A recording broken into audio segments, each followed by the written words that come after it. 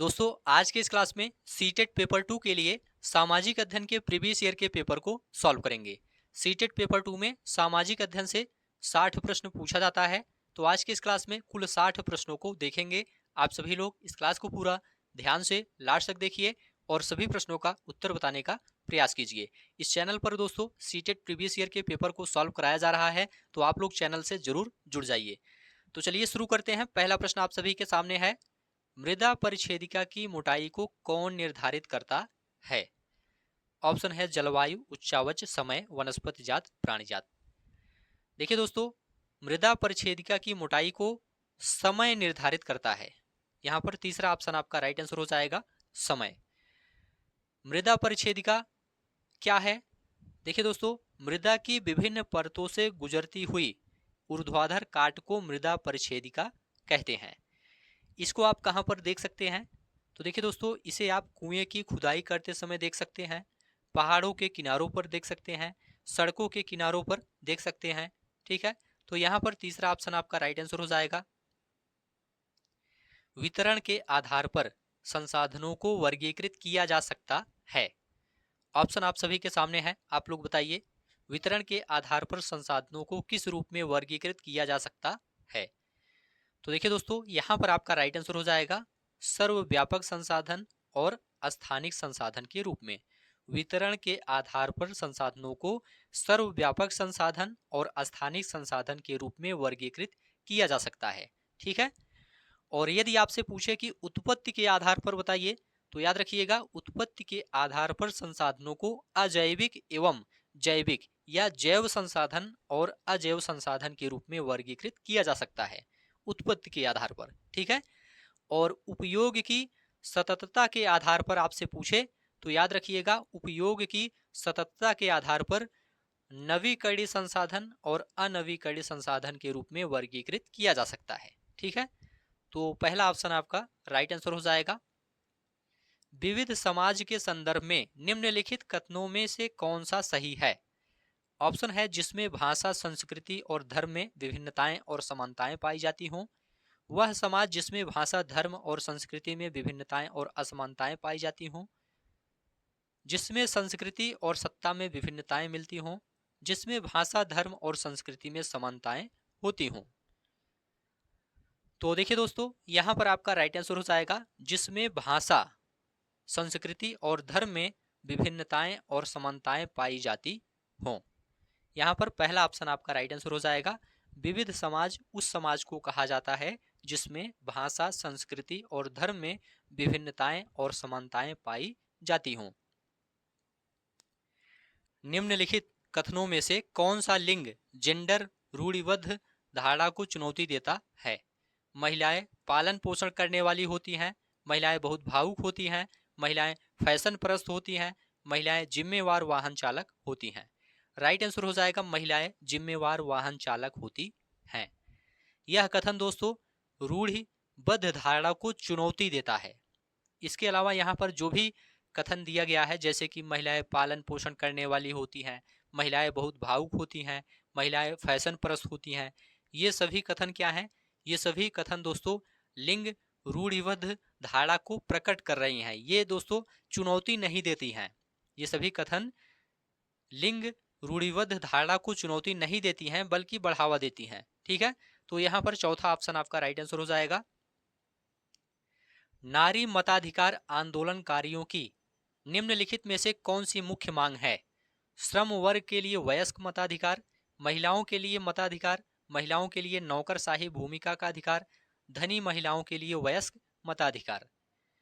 यहाँ पर आपका राइट आंसर हो जाएगा महिलाओं के लिए मताधिकार। महिलाओं के लिए मताधिकार। नारी मताधिकार आंदोलनकारियों की मुख्य मांग है महिलाओं के लिए मताधिकार। जातकों के विषय में निम्नलिखित कथनों में से कौन सा सही है? ऑप्शन है इनकी रचना जैन साधुओं द्वारा की गई थी जिन्हें सामान्य लोगों द्वारा लिखा गया। इनकी रचना सामान्य लोगों द्वारा की गई थी जिन्हें बौद्ध भिक्षुओं द्वारा लिखा गया। इनकी रचना सामान्य लोगों द्वारा की गई थी जिन्हें जैन साधुओं द्वारा लिखा गया। इनकी रचना बौद्ध भिक्षुओं द्वारा की गई थी। देखिए दोस्तों, यहाँ पर आपका राइट आंसर हो जाएगा दूसरा ऑप्शन, इनकी रचना सामान्य लोगों द्वारा की गई थी जिन्हें बौद्ध भिक्षुओं द्वारा लिखा गया और उनका संकलन किया गया था। तो दूसरा ऑप्शन आपका राइट आंसर हो जाएगा। देखिए दोस्तों, जातक कथाएं भगवान बुद्ध के पूर्व जन्मों की लोकप्रिय कहानियां हैं जिन्हें बौद्ध धर्म के सभी मतों में संरक्षित किया गया है। तो इसे आप लोग याद रखिएगा। अगला प्रश्न आप सभी के सामने है, आईने अकबरी के विषय में निम्नलिखित कथनों में से कौन सा सही है? यह अकबर के प्रशासन के विविध पहलुओं के विषय में संपन्न सांख्यिकी विवरण प्रस्तुत करता है। यह अकबरनामा शीर्षक के अंतर्गत अकबर के शासन के इतिहास की 3 जिल्दों में से पहली जिल्द है। इसमें अकबर के पूर्वजों और अकबर के शासन की घटनाओं का विवरण दिया गया है। यह मिर्जा हाकिम द्वारा लिखी गई जो अकबर के दरबारियों में से एक था। तो देखिए दोस्तों, यहाँ पर आपका राइट आंसर हो जाएगा, यह अकबर के प्रशासन के विविध पहलुओं के विषय में संपन्न सांख्यिकीय विवरण प्रस्तुत करता है। यह अकबर के प्रशासन के विविध पहलुओं के विषय में संपन्न सांख्यिकीय विवरण प्रस्तुत करता है। आईने अकबरी दोस्तों अबुल फजल द्वारा फारसी भाषा में रचित अकबरनामा का एक भाग है। ठीक है, तो पहला ऑप्शन आपका राइट आंसर हो जाएगा। निम्नलिखित में से किसने अपनी कृतियों को भी शामिल करते हुए बाबा गुरु नानक की रचनाओं को गुरुमुखी में संकलित किया? गुरु तेग बहादुर, गुरु गोविंद सिंह, गुरु अंगद, गुरु अर्जुन। राइट आंसर हो जाएगा गुरु अंगद। गुरु अंगद आपका राइट आंसर हो जाएगा। गुरु अंगद दोस्तों सिखों के दूसरे गुरु थे। इनका मूल नाम लहना था। क्या था? मूल नाम लहना था। इन्होंने नानक द्वारा शुरू की गई लंगर व्यवस्था को आगे बढ़ाया और इन्होंने गुरुमुखी का आरंभ किया तथा आगे इसी लिपि में गुरु नानक की रचनाओं को संकलित किया। अगला प्रश्न है, एथीनियन लोकतंत्र की निम्नलिखित में से कौन सी एक विशेषता नहीं है? यहां पर नहीं पूछा गया है, नहीं थी। ठीक है, ऑप्शन है, कई पदों पर नियुक्तियां लॉटरी के माध्यम से की जाती थीं। 30 से अधिक उम्र के उन सभी पुरुषों और महिलाओं को पूर्ण नागरिकता प्राप्त थी जो दास नहीं थे। सभी नागरिकों को सेना व नौसेना में अपनी सेवाएं देनी होती थी। मामलों के निर्णय के लिए आयोजित की गई सभाओं में सभी नागरिक उपस्थित होते थे। तो देखिए दोस्तों, यहां पर आपका राइट आंसर हो जाएगा 30 से अधिक उम्र के उन सभी पुरुषों और महिलाओं को पूर्ण नागरिकता प्राप्त थी जो दास नहीं थे। यह एथेनियन लोकतंत्र की विशेषता नहीं थी। यहां पर दूसरा ऑप्शन आपका राइट आंसर हो जाएगा। अन्य सभी जो कथन लिखे गए हैं ये सभी एथेनियन लोकतंत्र की विशेषता थी, जैसे कि कई पदों पर नियुक्तियां लॉटरी के माध्यम से की जाती थी, सभी नागरिकों को सेना व नौसेना में अपनी सेवाएं देनी होती थी, मामलों के निर्णय के लिए आयोजित की गई सभाओं में सभी नागरिक उपस्थित होते थे। ठीक है, ये सभी एथेनियन लोकतंत्र की विशेषताएं थीं, लेकिन 30 से अधिक उम्र के उन सभी पुरुषों और महिलाओं को पूर्ण नागरिकता प्राप्त थी जो दास नहीं थे, यह इसकी विशेषता नहीं थी। ठीक है, चलिए अगला प्रश्न है, समुद्रगुप्त की निम्नलिखित में से कौन सी ऐसी नीति थी जो विशिष्ट रूप से दक्षिणापथ शासकों के लिए थी?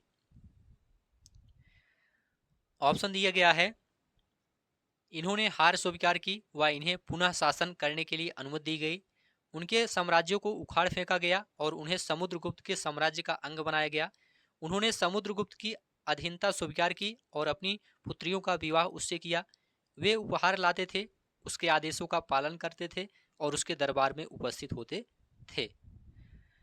राइट आंसर हो जाएगा, इन्होंने हार स्वीकार की व इन्हें पुनः शासन करने की अनुमति दी गई। यहां पर पहला ऑप्शन आपका राइट आंसर हो जाएगा। समुद्रगुप्त के सम्मुख दक्षिणापथ के शासकों ने हार स्वीकार की व उन्हें पुनः शासन करने की अनुमति दी गई। देखिए दोस्तों, समुद्रगुप्त के दक्षिणापथ युद्ध का जो वर्णन है यह प्रयाग प्रशस्ति की 19वीं व 20वीं पंक्ति में मिलता है। इस युद्ध में दोस्तों 12 राज्यों को पराजित किया गया था। इन राज्यों के प्रति ग्रहण मोक्षानुग्रह की नीति अपनाई गई थी, अर्थात विजय के बाद उनके राज्य वापस कर दिए गए थे। तो यहां पर पहला ऑप्शन आपका राइट आंसर हो जाएगा। निम्नलिखित का मिलान कीजिए, यहां पर मिलान करना है, तो आप लोग यहां पर ध्यान से देख लीजिए। कला की वह तकनीक जो असली जैसी तस्वीरों को बनाने में सहायक थी, इसको आप तैल चित्रकला से मिलाएंगे। किससे मिलाएंगे? तैल चित्रकला से इसको आप मिलाएंगे, मतलब चौथे से आप इसको मिलाएंगे। ठीक है। चित्रकारी जिसमें भारतीय भूदृश्यों को अनूठा अनछुआ दिखाया जाता था, इसे आप नयनाभिराम से मिलाएंगे। किससे मिलाएंगे? पहले से मिलाएंगे नयनाभिराम से। इसके बाद भारत में यूरोप वासियों की ऐश्वर्यपूर्ण जीवन शैली, धन संपदा और रौब दाब दर्शाती चित्रकला, इसको आप रूप चित्रण से मिलाएंगे, दूसरे से मिलाएंगे। इसके बाद ब्रिटिश साम्राज्यवादी इतिहास और विजयी दृश्यों को चित्रित करने वाली चित्रकला, इसको आप इतिहास चित्रकला से मिलाएंगे। ठीक है। चलिए अगला प्रश्न है, 18वीं शताब्दी के अंतिम चरण में बंबई, मद्रास और बंगाल प्रेसिडेंसियों का विकास ईस्ट इंडिया कंपनी के किन व्यापारिक केंद्रों से हुआ? ऑप्शन आप सभी के सामने है, आप लोग बताइए। देखिए दोस्तों, यहां पर आपका राइट आंसर हो जाएगा सूरत, मद्रास, कलकत्ता। सूरत, मद्रास और कलकत्ता। 18वीं शताब्दी के अंतिम चरण में बंबई, मद्रास और बंगाल प्रेसिडेंसियों का विकास ईस्ट इंडिया कंपनी के सूरत, मद्रास, कलकत्ता व्यापारिक केंद्रों से हुआ। दूसरा ऑप्शन आपका राइट आंसर हो जाएगा। ए और बी कथनों पर बौद्ध महायान के संदर्भ में विचार कीजिए और सही उत्तर का चयन कीजिए। बौद्ध धर्म के इस रूप में बुद्ध की उपस्थिति कुछ एक संकेतों का उपयोग करते हुए मूर्तियों में दिखाई गई है। महायान बौद्ध के आने के साथ ही बोधिसत्व में विश्वास समाहित हुआ। इसमें ऑप्शन दिया गया है ए और बी दोनों गलत है, ए सही है बी गलत है, ए सही है ए गलत है बी सही है, ए और बी दोनों सही है। तो देखिए दोस्तों, यहां पर आपका राइट आंसर हो जाएगा ए गलत है बी सही है। ए गलत है बी सही है। यहाँ पर जो दिया गया है, बौद्ध धर्म के इस रूप में बुद्ध की उपस्थिति कुछ एक संकेतों का उपयोग करते हुए मूर्तियों में दिखाई गई है, यह दोस्तों गलत है। दूसरा आपका सही है, महायान बौद्ध के आने के साथ ही बोधिसत्व में विश्वास समाहित हुआ, यह आपका सही है। तो तीसरा ऑप्शन आपका राइट आंसर हो जाएगा। महालवारी और रैयतवारी राजस्व प्रणालियों के संदर्भ में ए और बी कथनों पर विचार कीजिए और सही उत्तर का चयन कीजिए। पहला है, महालवारी बंगाल प्रेसिडेंसी के उत्तर पश्चिमी प्रांतों के लिए युक्ति थी, जबकि रैयतवारी ब्रिटिश नियंत्रण वाले दक्षिण भारतीय इलाकों के लिए थी। यह दोस्तों बिल्कुल सही है। दूसरा है, महालवारी में गांव का मुखिया पूरे गांव के संकलित राजस्व को कंपनी को अदा करता था, जबकि रैयतवारी में किसानों के साथ सीधा समझौता किया जाता था। तो यह भी आपका सही है। तो यहाँ पर आपका कौन सा ऑप्शन सही हो जाएगा? यहाँ पर आपका चौथा ऑप्शन सही हो जाएगा। ए और बी दोनों दो राजस्व व्यवस्थाओं के बीच अंतर को सही स्पष्ट करते हैं। चलिए अगला प्रश्न देखेंगे। सूफी संत के मकबरे को जाना जाता है दरगाह, खानकाह, ईदगाह, गुलफरोसा। देखिए दोस्तों, सूफी संत के मकबरे को दरगाह नाम से जाना जाता है। पहला ऑप्शन आपका राइट आंसर हो जाएगा। अगला प्रश्न है, विशिष्टाद्वैत का सिद्धांत 11वीं शताब्दी में प्रस्तावित किया गया था, किसके द्वारा? सखुबाई द्वारा, रामानुज द्वारा, बासवन्ना द्वारा, एकनाथ द्वारा। यहां पर आपका राइट आंसर हो जाएगा रामानुज द्वारा। रामानुज द्वारा। यहां पर दूसरा ऑप्शन आपका राइट आंसर हो जाएगा। विशिष्टाद्वैत का सिद्धांत 11वीं शताब्दी में रामानुज द्वारा प्रस्तावित किया गया था। अगला प्रश्न है, भारत में 1772 में स्थापित की गई दीवानी अदालत के संबंध में ए और बी कथनों पर विचार कीजिए और सही उत्तर का चयन कीजिए। ऑप्शन दिया गया है, यह एक फौजदारी अदालत थी, यह यूरोपियन जिलाधीशों की अध्यक्षता में चलता था। ऑप्शन दिया गया है, ए और बी दोनों गलत है, ए सही है बी गलत है, ए गलत है बी सही है, ए और बी दोनों सही है। तो देखिए दोस्तों, यहां पर आपका राइट आंसर हो जाएगा ए गलत है बी सही है। ए गलत है बी सही है। यह एक फौजदारी अदालत थी, यह दोस्तों गलत है। यह यूरोपियन जिलाधीशों की अध्यक्षता में चलता था, यह बिल्कुल आपका सही है दीवानी अदालत के संबंध में। ठीक है। गैरीसन नगर से क्या अभिप्राय है? ऑप्शन है, एक महत्वपूर्ण व्यापारिक पत्तन नगर, नगर से लगी हुई भूमि जो इसे माल की आपूर्ति करती है, किलेबंद बसाव जहां सैनिक रहते हैं, वह स्थान जहां विभिन्न उत्पादन केंद्रों के माल को बेचा जाता है। यहां पर आपका राइट आंसर हो जाएगा किलेबंद बसाव जहां सैनिक रहते हैं। किलेबंद बसाव जहां सैनिक रहते हैं। गैरीसन नगर से अफरा है दोस्तों, किलेबंद बसाव से है जहां पर सैनिक रहते हैं। ब्रिटिश शासनकाल में दोस्तों इन नगरों का उदय हुआ था, इन्हें छावनी नगर भी कहा जाता है, इसे आप लोग याद रखिएगा। अभिकथन ए, जब लंदन में अपराह्न के 2 बजे हैं तो भारत में 7:30 अपराह्न का समय होगा। कारण दिया गया है, भारत ग्रीनविच के पूर्व में 82 डिग्री 30 मिनट पूर्व में स्थित है। दिए गए विकल्पों में से सही विकल्प का चयन कीजिए। तो देखिए दोस्तों, इसमें आपका ए और आर दोनों सही है और आर सही व्याख्या है ए की। याद रखिएगा, भारत ग्रीनविच के पूर्व में 82 डिग्री 30 मिनट पूर्व देशांतर में स्थित है। यह देशांतर रेखा दोस्तों इलाहाबाद के नैनी से होकर गुजरती है और भारत का मानक समय ग्रीनविच माध्य से 5 घंटा 30 मिनट आगे है। कितना? 5 घंटा 30 मिनट आगे है। जब लंदन में अपराह्न के 2 बजते हैं तो भारत में शाम को 7:30 बजता है। ठीक है, चलिए अगला प्रश्न है, समय क्षेत्र पर दिए गए ए, बी और सी कथनों पर विचार कीजिए और सही उत्तर का चयन कीजिए। कुछ देशों का देशांतरी विस्तार अधिक होता है जिसके कारण वहां एक से अधिक मानक समय अपनाए गए हैं। पृथ्वी को एक एक घंटे वाले 24 समय क्षेत्रों में बांटा गया है। प्रत्येक समय क्षेत्र 15 डिग्री देशांतर तक के क्षेत्र को घेरता है। इसमें कौन सा सही है, कौन सा गलत है? तो देखिए दोस्तों, इसमें आपका तीनों सही है, ए बी सी सभी यहाँ पर आपका सही है। कुछ देशों का देशांतरी विस्तार अधिक होता है जिसके कारण वहां एक से अधिक मानक समय अपनाए गए हैं, बिल्कुल सही है। पृथ्वी को एक एक घंटे वाले 24 समय क्षेत्रों में बांटा गया है, यह भी आपका सही है। प्रत्येक समय क्षेत्र 15 डिग्री देशांतर तक के क्षेत्र को घेरता है, यह भी आपका सही है। पृथ्वी की सतह से शुरू कर वायुमंडल की परतों के सही क्रम का चयन कीजिए। यहाँ पर वायुमंडल की परतों का सही क्रम बताना है, तो राइट आंसर हो जाएगा क्षोभ मंडल, समताप मंडल, मध्य मंडल, वायुमंडल और बहिर्मंडल। देखिए दोस्तों, वायुमंडल की सबसे निचली परत क्षोभ मंडल है, इसमें मौसम संबंधी घटनाएं होती हैं। इसके बाद आपका समताप मंडल आता है, इसमें मौसम संबंधी घटनाएं नहीं होती हैं। यह हवाई जहाज उड़ाने के लिए आदर्श माना जाता है, मतलब इस मंडल में हवाई जहाज उड़ते हैं, समताप मंडल में। और एक विशेषता है, इसमें दोस्तों ओजोन परत पाई जाती है। किस मंडल में? समताप मंडल में। याद रखिएगा, समताप मंडल में ओजोन परत पाई जाती है और यह ओजोन परत सूर्य से आने वाली हानिकारक गैसों से हमारी रक्षा करती है। इसके बाद मध्यमंडल, फिर वायुमंडल और फिर बहिर्मंडल। अगला प्रश्न है, ऋतुएं निम्नलिखित कारणों में से किस कारण से होती हैं? तो देखिए दोस्तों, यहां पर आपका राइट आंसर हो जाएगा पृथ्वी का परिक्रमण और एक ही दिशा में उसके अक्ष का झुका होना।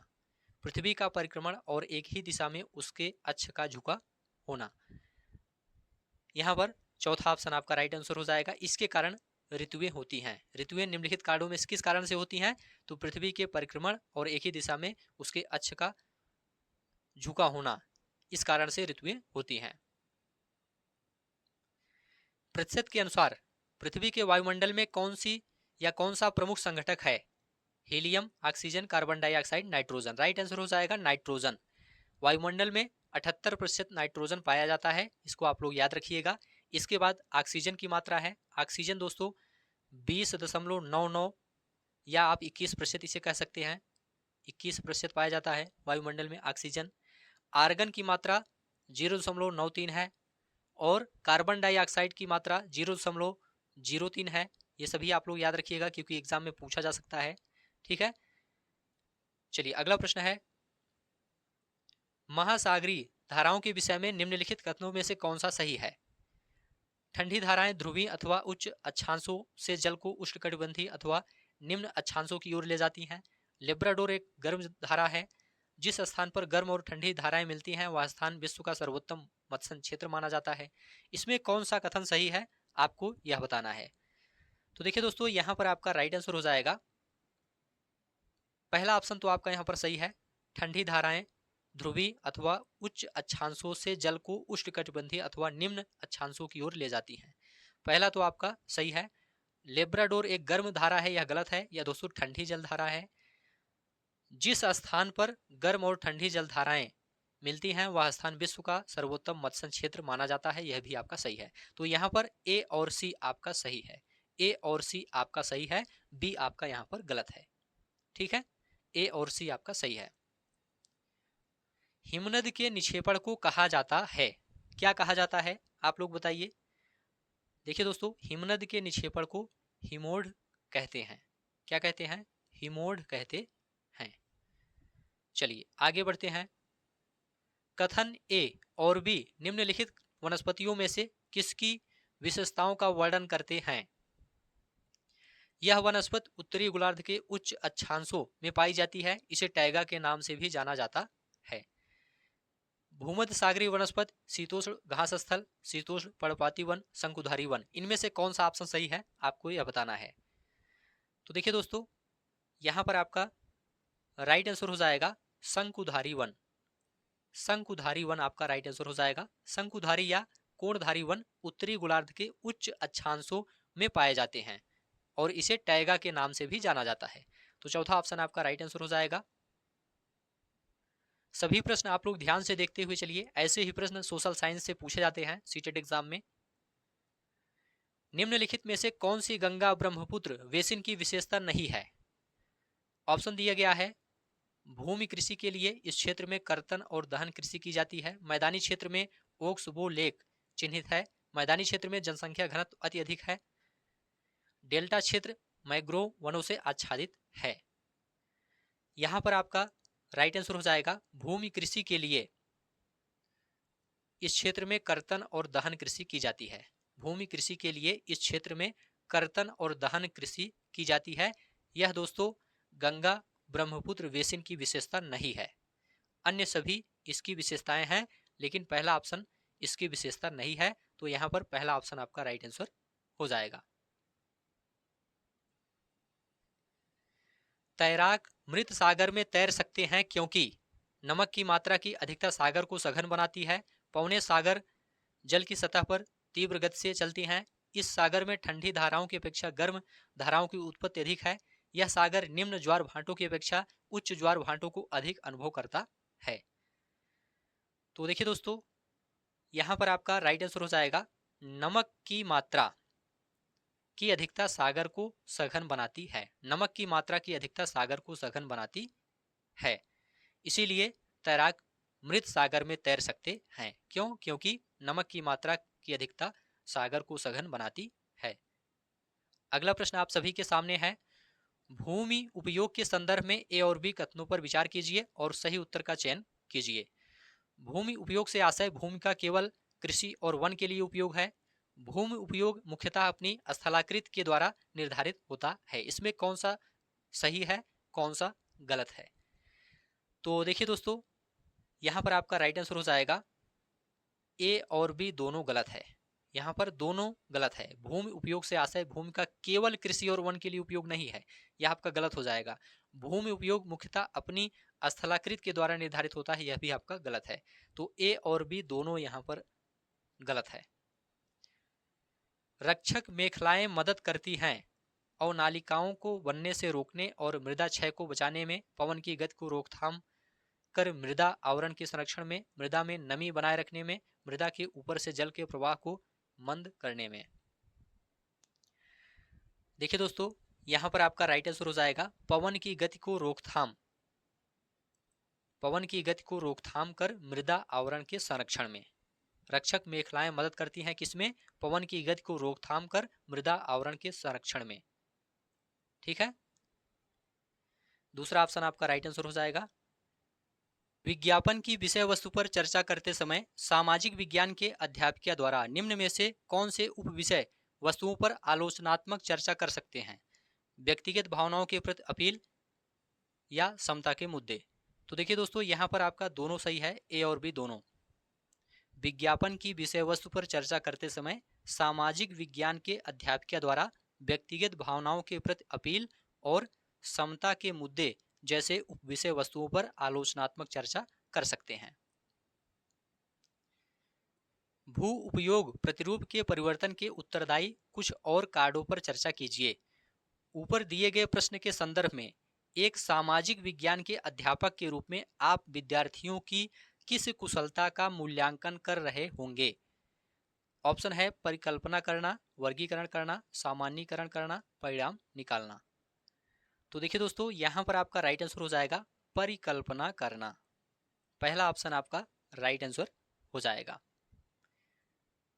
अगला प्रश्न है, प्राकृतिक वनस्पति और वन्य जीवन विषय वस्तु से छात्रों को परिचित कराने के लिए सर्वोत्तम शैक्षणिक विधि क्या होगी? पाठ्य पुस्तक का पठन एवं चर्चा, विषय वस्तु पर डॉक्यूमेंट्री फिल्म दिखाना, वन्य जीवन अभ्यारण्य का भ्रमण, व्याख्यान के लिए विशेषज्ञ को आमंत्रित करना।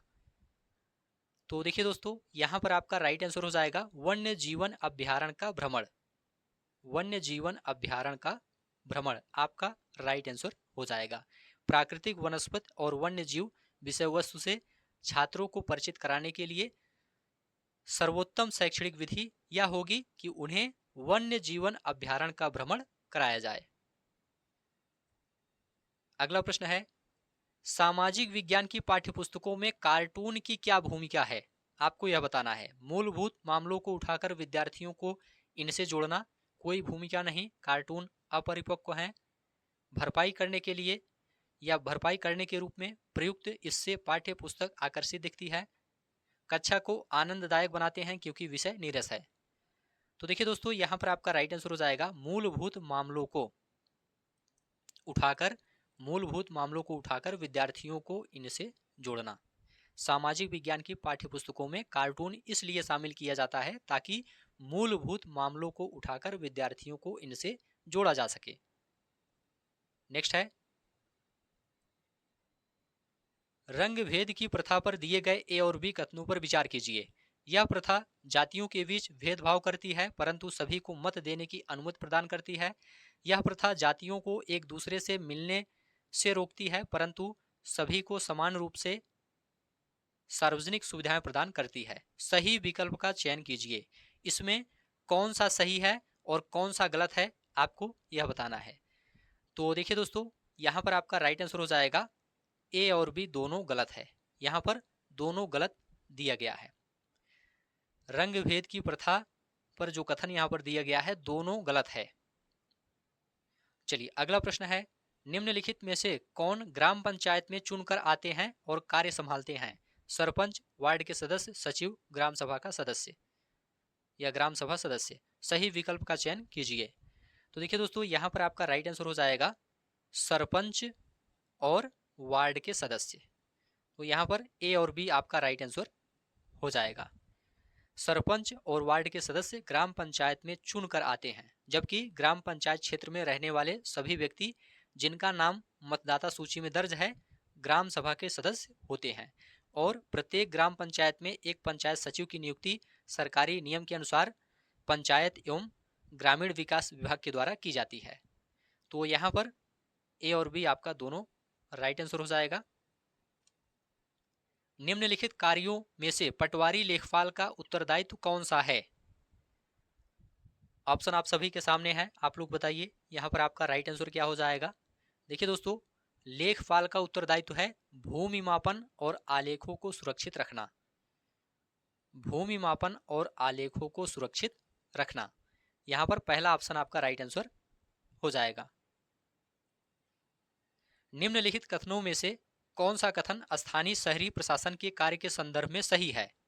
वार्ड पार्षदों का सरपंच मुखिया होता है, नगर निगम का आयुक्त वर्ष का बजट बनाता है और निर्णय लेता है, वार्ड के पार्षदों द्वारा आयुक्त चुना जाता है और उसे रिपोर्ट करते हैं, शासन के मामलों के हल के लिए वार्ड पार्षदों की समितियां बनती हैं।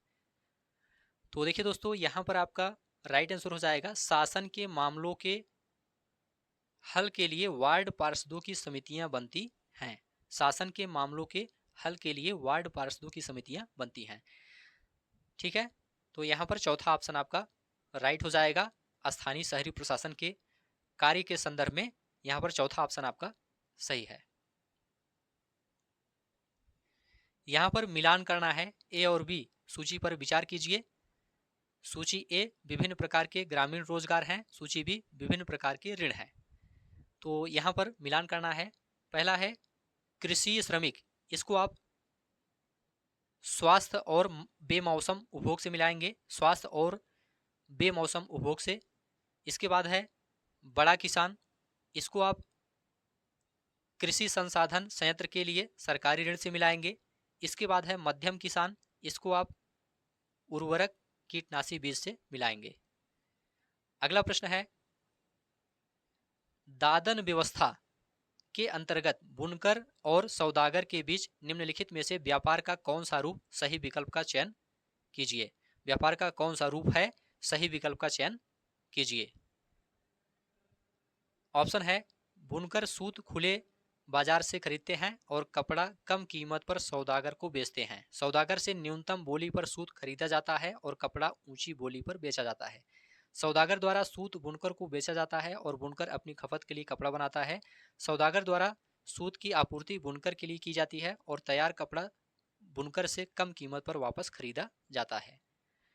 तो देखिए दोस्तों, यहाँ पर आपका राइट आंसर हो जाएगा सौदागर द्वारा सूत की आपूर्ति। सौदागर द्वारा सूत की आपूर्ति बुनकर के लिए की जाती है और तैयार कपड़ा बुनकर से कम कीमत पर वापस खरीदा जाता है। ठीक है, तो चौथा ऑप्शन आपका यहाँ पर राइट आंसर हो जाएगा। अगला प्रश्न यहाँ पर दिया गया है, ए से ई तक के कथनों पर विचार कीजिए जिसमें टमाटर का केचप उपभोक्ता तक पहुंचाती बाजार की श्रृंखला को आगे पीछे करके लिखा गया है। तो यहाँ पर जो पॉइंट लिखा गया है ABCDE, इसमें बताना है, इसमें पूछा गया है कि सही विकल्प का चयन कीजिए जो बाजार की श्रृंखला का सही क्रम में प्रतिनिधित्व करता है। तो यहाँ पर आपको सही क्रम बताना है। ठीक है, तो सही क्रम में आपका सबसे पहले क्या होगा, सबसे पहले किसान टमाटर का बीज स्थानीय व्यापारी से खरीदता है, ये आपका पहले नंबर पर हो जाएगा। ठीक है, दूसरा क्रम क्या होगा, दूसरा हो जाएगा थोक विक्रेता व्यापारी सब्जी मंडी में टमाटरों के लिए बोली लगाता है। ठीक है, इसके बाद तीसरा आपका क्रम हो जाएगा एक छोटे शहर की खाद्य संस्करण आधारित इकाई टमाटरों को खरीदती है, ये आपका तीसरा हो जाएगा। चौथा आपका हो जाएगा विपणन करने वाली कंपनी भंडारों को केचप की आपूर्ति करती है। और इसके बाद पांचवा आपका हो जाएगा सोना पड़ोसी दुकान से टमाटर का केचप ऑर्डर करता है। ठीक है, तो यहाँ पर 1 2 3 4 5 क्रम आपको यहाँ पर बता दिया गया है। ठीक है, चलिए आगे बढ़ते हैं। कोई व्यक्ति जिला जज के न्यायालय द्वारा दिए गए फैसले से असंतुष्ट हुआ है तो अपील प्रणाली के अनुसार वह निम्नलिखित न्यायालयों में से किसमें अपील कर सकता है। तो देखिए दोस्तों, यहाँ पर आपका राइट आंसर हो जाएगा उच्च न्यायालय में। यदि कोई व्यक्ति जिला जज के न्यायालय द्वारा दिए गए फैसले से असंतुष्ट हुआ है तो अपील प्रणाली के अनुसार वह उच्च न्यायालय में अपील कर सकता है। भारतीय संसद पर दिए गए ए और बी कथनों पर विचार कीजिए। कोई भी राजनीतिक दल जिसके पास लोकसभा में कितने भी संसदीय सदस्य हों वह सरकार बना सकती है, क्या यह सही है? या दोस्तों बिल्कुल भी सही नहीं है। लोकसभा, राज्यसभा और राष्ट्रपति संसद के अंग होते हैं, तो यह दोस्तों बिल्कुल सही है। यहाँ पर केवल बी आपका राइट आंसर हो जाएगा। ठीक है, केवल बी सही है। अगला प्रश्न है, नीचे दिए गए कथन का पठन कीजिए। नीचे दिए गए कथन का पठन कीजिए। सत्ता के दुरुपयोग की रोकथाम के लिए भारतीय राज्य कई नियंत्रण और संतुलन रखता है। ऊपर दिए गए कथन में भारतीय राज्य के अर्थ को प्रदर्शित करने वाले सही विकल्प का चयन कीजिए। भारतीय राजनीतिक व्यवस्था, भारतीय केंद्रीय सरकार, भारतीय अधिकारी तंत्र, कोई भी राज्य सरकार। तो यहाँ पर आपका राइट आंसर हो जाएगा भारतीय राजनीतिक व्यवस्था। भारतीय राजनीतिक व्यवस्था आपका राइट आंसर हो जाएगा। इतिहास का अध्यापन निम्नलिखित में से किस पर केंद्रीभूत होना चाहिए। ऑप्शन है बहु प्रदर्शनों की संकल्पना और ऐतिहासिक विविधता के भाव का निर्माण, विद्यार्थियों को ऐतिहासिक परिप्रेक्ष्य में रहने की परिकल्पना के लिए प्रोत्साहित करना और अनुभवों के साथ जोड़ना। तो देखिए दोस्तों, इतिहास का अध्यापन बहु प्रदर्शनों की संकल्पना और ऐतिहासिक विविधता के भाव का निर्माण करने पर केंद्रीभूत होना चाहिए, ये आपका सही है। और इतिहास का अध्यापन विद्यार्थियों को ऐतिहासिक परिप्रेक्ष्य में रहने की परिकल्पना के लिए प्रोत्साहित करना और अनुभव के साथ जोड़ना, इस पर केंद्रीभूत होना चाहिए। तो यहाँ पर ए और बी आपका दोनों सही है। निम्नलिखित कथनों में से दो कथन गलत हैं, इन्हें पहचानें। इसमें दो कौन सा गलत है?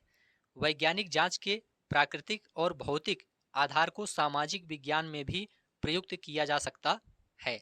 दूसरा है सामाजिक विज्ञान के अध्यापन में केवल मूल्य आधारित शिक्षा का उत्तरदायित्व है। सामाजिक विज्ञान के विभिन्न विषयों को पढ़ाने के तरीके समान हैं। सामाजिक विज्ञान का अध्यापन सूचना देने की अपेक्षा जटिलताओं से जूझना है। तो इसमें कौन सा दो कथन गलत है? तो देखिए दोस्तों, यहाँ पर आपका राइट आंसर हो जाएगा सामाजिक विज्ञान के अध्यापन में केवल मूल्य आधारित शिक्षा का उत्तरदायित्व है, यह आपका गलत है। और इसके साथ सामाजिक विज्ञान के विभिन्न विषयों को पढ़ाने के तरीके समान हैं, यह भी आपका गलत है। तो यहाँ पर बी और सी आपका राइट आंसर हो जाएगा। एक सामाजिक विज्ञान अध्यापक अध्यापिका का निम्न में से कौन सा लक्ष्य होना चाहिए? ऑप्शन है परीक्षा उत्तीर्ण कराना, कंठस्थ कराना, सापेक्ष महत्व का निर्माण कराना, पाठ्यचर्या को पूरा करना। तो देखिए दोस्तों, यहाँ पर आपका राइट आंसर हो जाएगा सापेक्ष महत्व का निर्माण। सापेक्ष महत्व का निर्माण कराना एक सामाजिक विज्ञान अध्यापक अध्यापिका का लक्ष्य होना चाहिए, सापेक्ष महत्व का निर्माण कराना। सामाजिक और राजनीतिक जीवन की पाठ्य पुस्तकों को विकसित करते समय निम्नलिखित उपागमों में से किसे उपयुक्त समझा गया है?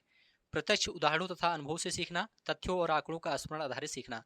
तो बी ऑप्शन आपका यहाँ पर गलत है दोस्तों। पहला ऑप्शन आपका यहाँ पर सही है, प्रत्यक्ष उदाहरणों तथा अनुभव से सीखना यह उपयुक्त समझा गया है। तो यहाँ पर आपका केवल ए राइट आंसर हो जाएगा। निम्नलिखित कथनों में से कौन सा सामाजिक विज्ञान के बारे में सही है? जानकारी का स्मरण करने से अवधारणात्मक विकास होता है, तथ्य का स्तर सदैव निश्चित होता है। तो यहाँ पर आपको बताना है कौन सा सही है। तो देखिए दोस्तों, यहाँ पर आपका राइट आंसर हो जाएगा इसमें से कोई नहीं, ए और बी में से कोई नहीं। जानकारी का स्मरण करने से अवधारणात्मक विकास होता है, यह भी सही नहीं है। तथ्य का स्तर सदैव निश्चित होता है, यह भी आपका गलत है।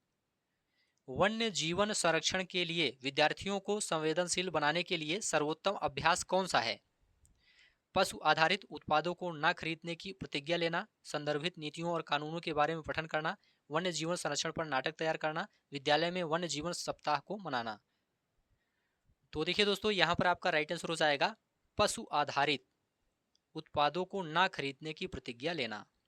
वन्य जीवन संरक्षण के लिए विद्यार्थियों को संवेदनशील बनाने के लिए सर्वोत्तम अभ्यास है पशु आधारित उत्पादों को न खरीदने की प्रतिज्ञा लेना। खुली किताब मूल्यांकन का मुख्य उद्देश्य क्या है? विद्यार्थी उत्तर ठीक पाठ्यपुस्तकों के अनुसार कर सकते हैं, विद्यार्थियों पर सभी तथ्यों और विवरणों को कंठस्थ करने का भार अनुभव नहीं होगा, अध्यापकों को नए प्रश्न बनाने का दबाव नहीं रहेगा, विद्यार्थियों को अतिरिक्त पुस्तकों को पढ़ने की आवश्यकता नहीं रहेगी। यहाँ पर आपका राइट आंसर हो जाएगा विद्यार्थियों पर सभी तथ्यों और विवरणों को कंठस्थ करने का भार अनुभव नहीं होगा। खुली किताब मूल्यांकन का मुख्य उद्देश्य यही है कि विद्यार्थियों पर सभी तथ्यों और विवरणों को कंठस्थ करने का भार अनुभव नहीं होगा। क्षेत्रीय संस्कृतियों का निर्माण विषय के शिक्षण के पश्चात समापन स्वरूप कौन कौन से कार्य सर्वाधिक उचित रहेंगे? छोटे समूह की परियोजनाएं, विशेषज्ञ द्वारा नृत्य प्रस्तुति, प्रश्नोत्तरी प्रतियोगिता, समुचित चित्र बनाना। तो देखिए दोस्तों, यहाँ पर आपका राइट आंसर हो जाएगा छोटे समूह की परियोजनाएं और प्रश्नोत्तरी प्रतियोगिता और समुचित चित्र बनाना। यहाँ पर ACD आपका राइट आंसर हो जाएगा, ACD। कल्पना कीजिए आपको एक साम्राज्य वंशागत में मिला है, आप अपने साम्राज्य को किस प्रकार अस्थायी और संपन्न बना सकेंगे? ऊपर दिए गए प्रश्न के संदर्भ में एक अध्यापक के रूप में आप विद्यार्थियों को जांचते वक्त किस कुशलता पर बल देंगे? तर्क करने की क्षमता पर, या अनुभवों की तुलना पर, या विश्लेषण करने की क्षमता पर, या परिस्थितियों का अनुमान एवं निष्कर्ष पर? तो देखिए दोस्तों, यहाँ पर आपका राइट आंसर हो जाएगा परिस्थितियों का अनुमान एवं निष्कर्ष पर बल देंगे। ठीक है, तो यहाँ पर चौथा ऑप्शन आपका राइट आंसर हो जाएगा। अगला प्रश्न है, आदिवासी विषयक परिचय कराने के लिए सर्वोत्तम सम्मानजनक नीति होगी। उनके आदिम और देहाती भूतकाल पर चर्चा करना, उन्हें संपन्न और शक्तिशाली वनवासी के रूप में चित्रित करना, उनकी रंगीन वेशभूषा को प्रदर्शित करना, जनजातीय गानों और नृत्यों को पर्दे पर दिखाना।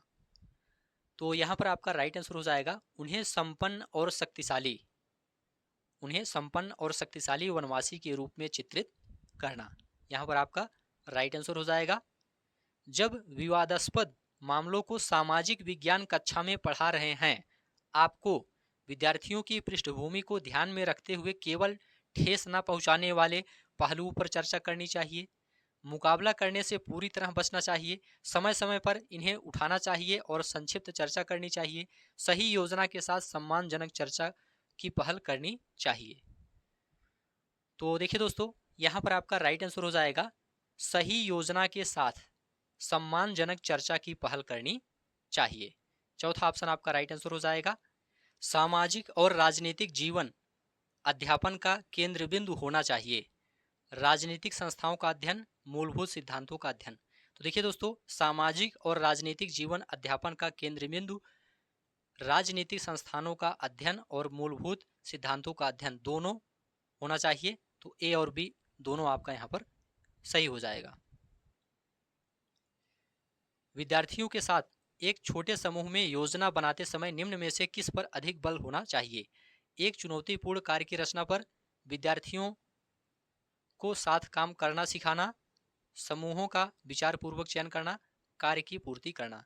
तो देखिए दोस्तों, यहाँ पर आपका राइट आंसर हो जाएगा एक चुनौतीपूर्ण कार्य की रचना और साथ में विद्यार्थियों को साथ काम करना सिखाना और समूहों का विचार पूर्वक चयन करना। चौथा आपका यहाँ पर गलत रहेगा। तो यहाँ पर ए बी सी आपका राइट आंसर हो जाएगा, ए बी सी। सामाजिक विज्ञान के अध्ययन के संदर्भ में निम्नलिखित में से कौन से कथन सही है?